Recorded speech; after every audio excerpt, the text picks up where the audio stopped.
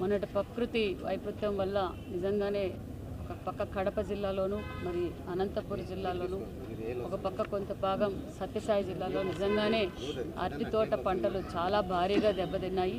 మరి సుమారుగా 1557 హెక్టార్లు పంట నష్టం జరిగింది. అదేవిధంగా 1240 మంది రైతులు సుమారుగా 60 కోట్ల రూపాయల దాకా నష్టం జరిగింది.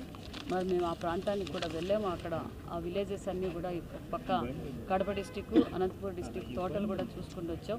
మరి నిజంగానే అది చాలా దారుణమైన పరిస్థితి. మరి ముఖ్యమంత్రి గారు కూడా మొన్నటి రోజు నుంచే ఎప్పటికప్పుడు అన్ని పరిశీలిస్తూ ఇన్ఫర్మేషన్ పక్క హార్టికల్చరు, మరి హార్టికల్చరు, అగ్రికల్చరు, రెవెన్యూ డిపార్ట్మెంట్ అందరూ అక్కడ నిన్నటి నుంచి అన్ని పనులు మొదలు పెట్టారు. మరి ఇప్పటికే అందాజుగా 60 కోట్ల దాకా, ఇంకా అదే ఎస్టిమేషన్స్ కూడా ఇంకా రేపటికంతా క్లారిటీగా వస్తుంది. మరి ఈ విషయం కూడా ముఖ్యమంత్రి గారి దృష్టికి కూడా చెప్పాం. మరి ముఖ్యమంత్రి గారు కూడా రైతుల పక్షపాతం అన్న విషయాన్ని కూడా మరొకసారి మీకు తెలియజేస్తున్నాం. ఎందుకంటే ముఖ్యంగా పంట పెట్టినప్పుడు ఇన్సూరెన్స్ అనేది చాలా ఇంపార్టెంట్. మరి ముఖ్యమంత్రి గారు ఒక అనుభవం రైతు పక్షపాతి కాబట్టి ముఖ్యమంత్రి గారు ఇన్సూరెన్స్ కూడా గవర్నమెంట్ కట్టడం వల్ల ఈరోజు రైతులకి ఆసరాగా ఉంటుందన్న విషయం కూడా తెలియజేస్తున్నాం. అదేవిధంగా మరి గతంలో హెక్టార్కి ఇన్పుట్ సబ్సిడీ 25,000 ఉండేది, ఇప్పుడు 35,000 రూపాయలు అందజేస్తున్నాం. అదేవిధంగా మళ్ళీ వాళ్ళు పంట పెట్టడానికి కూడా హెక్టార్కు 70,000 రూపాయల దాకా సబ్సిడీ ఇవ్వబోతున్నాం అన్న విషయాన్ని కూడా తెలియజేస్తున్నాం. మొదటి సంవత్సరం 40,000, రెండో సంవత్సరం 30,000 కూడా అందజేస్తున్నాం. అంతేకాకుండా మరి ఇన్సూరెన్స్ ఏదైతే మరి విండ్ స్పీడ్ బట్టి కూడా ఇన్సూరెన్స్ రేషియో ఫిక్స్ అవుతుంది. దాన్ని కూడా ఇన్సూరెన్స్ కూడా ఎంత ఎక్కువ శాతం అందించే విధంగా రైతులకు అండగా ఉంటామని కూడా తెలియజేస్తున్నాం. మరి నిన్నటి రోజున పంట నష్టం వల్ల 2 రైతులు ఆత్మహత్య ప్రయత్నం కూడా చేశారు. మరి అందుకు ఈరోజు హాస్పిటల్కి వచ్చి కూడా పరామర్శించాము. వారి పరిస్థితి కూడా బాగుంది. డాక్టర్ గారితో కూడా చూసాము. రేపు సాయంకాలానికి వారిని డిశ్చార్జ్ చేయొచ్చు అన్న విషయాన్ని కూడా తెలియజేస్తున్నాం.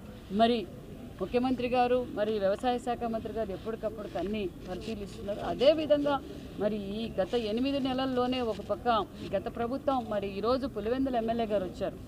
పులివెందుల ఎమ్మెల్యే గారు వారి సమీప బంధువు చనిపోతే అక్కడికి వచ్చి మరి మళ్ళా రాజకీయం చేస్తున్నారు. గతంలో మరి వైసీపీ ప్రభుత్వంలో రైతుల ద్రోహి ఎవరో మనందరికీ తెలుసు. మరి గత 5 సంవత్సరాలు రైతులు ఏ విధంగా ఇబ్బంది పడ్డారో మనం అందరం చూసాం.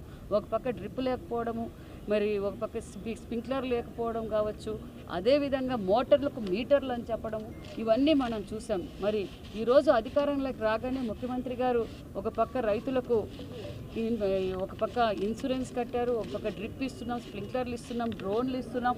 అదేవిధంగా అనేక రైతులకు పండించిన పంటను కూడా కొనుగోలు చేస్తున్నాం. అదేవిధంగా ముఖ్యంగా హార్టికల్చర్ మీద ఎక్కువగా కాన్సన్ట్రేట్ చేసిన ముఖ్యమంత్రి, విజనరీ లీడర్ ముఖ్యమంత్రి చంద్రబాబు నాయుడు గారు.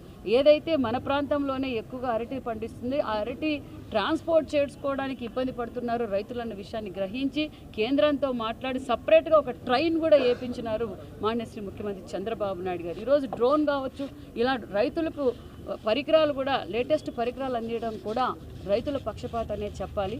ఈ విషయాన్ని మీకు అందరికీ తెలుసు. ఖచ్చితంగా రైతన్నులకు కూడా మేము తెలియజేసేది ఒకటే, ఖచ్చితంగా ఎన్డీఏ ప్రభుత్వం రైతుల పక్షపాత ప్రభుత్వం, ఖచ్చితంగా రైతులందరికీ న్యాయం చేస్తామన్న విషయాన్ని కూడా తెలియజేస్తాం.